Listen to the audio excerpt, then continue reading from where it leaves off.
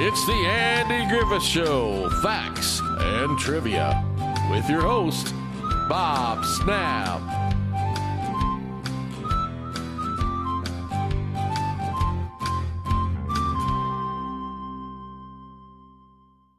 Hi guys, and welcome to the Andy Griffith Show, Facts and Trivia. Thank you for being here. Today's video is on Joyce Jameson. You might remember her as Skippy, one of the fun girls. And this is a sad end to a fun girl. Jameson specialized in playing hookers, floozies, chorines, and cheap dates. You can first make note of her in two campy AIP classics, Tales of Terror in 1962 and A Comedy of Terrors in 1964, when she cut a few capers with Vincent Price and Peter Lorre. Chicago native Jameson studied theater in UCLA and began to play bit parts in films right out of school. She plays a chorus girl in Showboat and The Strip, and a barmaid in Son of Dr. Jekyll, all in 1951. The same year, she married an aspiring showman, Billy Barnes, a man with a legendary eye for talent. Meanwhile, she began to rack up credits. She was on the Abbott and Costello Show, the Colgate Comedy Hour, and an exploitation film called Problem Girls, and the first of several comedies with Jack Lemmon. In 1956, Jameson was one of the stars of the first Billy Barnes review. She was valued by her dialect comedy, her impressions of Marlene Dietrich, Judy Garland, Grace Kelly, and Marilyn Monroe, and a funny ventriloquism bit she did based on the memorable Michael Redgrave section of Dead of the Night.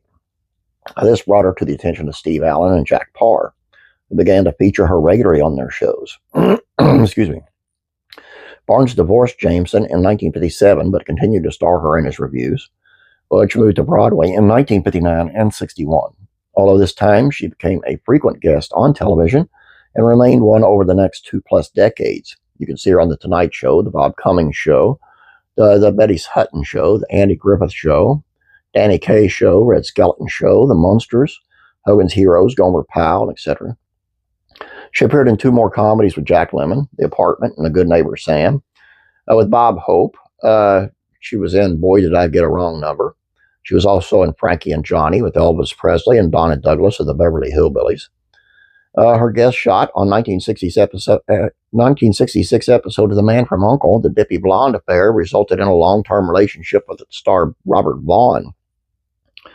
The all-star caper film, The Split, was her last theatrical motion picture for a time, but throughout the 70s, you could see her on TV series like Ironside, The Rockford Files, and Barney Miller. In 1975, she returned to AIP to appear in Death Race 2000. She was in the Clint Eastwood movies, The Outlaw Josie Wales, and Whichever Which Way But Loose. Other stuff in that period includes Scorchy with Connie Stevens, and the TV movies The Crash of Flight 401 and Wild Wild West Revisited. By the 80s, Jameson's career slowed down considerably. There were episodes of The Love Boat and The Fall Guy, cartoon voiceovers, and bit parts in movies like Ladies' Night, The Man Who Loved Women, and Hard Bodies. In the latter film, she played one of the character's moms, a very different kind of role from the one she had thrived on, following a dry patch lasting a little over 2 years. With no screen roles, Jameson ultimately took her own life with an overdose of sleeping pills. She was only 54 years old. The end of a fun girl. I just think it's so sad. And she would talk about the characters that she played herself. As an actress, she would call her, the dumb blonde.